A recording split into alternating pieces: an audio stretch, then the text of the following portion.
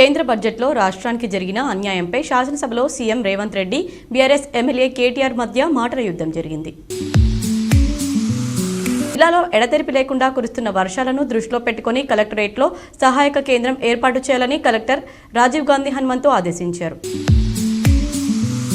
ఈ నెల 29న నిజామాబాద్ నగరంలోని మెడికవర్ ఆసుపత్రిలో కామారెడ్డి జిల్లా బాన్స్వాడ పట్టణం పద్మావతి ఆగ్రో ఇండస్ట్రీస్లో పీఎఫ్ మీ ముంగిట 2.0 నిర్వహిస్తున్నామని పీఎఫ్ కమిషనర్ గణేష్ కుమార్ తెలిపారు. బాల్కొండ మండల కేంద్రం బీఆర్ఎస్ పార్టీ కార్యాలయం మాజీ మంత్రి BRS party working president KTR జన్మదిన వేడుకలను నిర్వహించారు. బీఆర్ఎస్ పార్టీ మండల అధ్యక్షులు బద్దం ప్రవీణ్ రెడ్డి ఆధ్వర్యంలో కేక్ కట్ చేసి కేటీఆర్కి శుభాకాంక్షలు తెలిపారు. కామారెడ్డి జిల్లా పిట్లం మండల కేంద్రంలో కేటీఆర్ పుట్టినరోజు సందర్భంగా జుక్కల్ నియోజకవర్గం బీఆర్ఎస్ పార్టీ ఇన్ఛార్జ్ మాజీ శాసనసభ్యులు హనుమంత్ షిండే ఆధ్వర్యంలో కేటీఆర్ జన్మదిన వేడుకలు ఘనంగా నిర్వహించారు.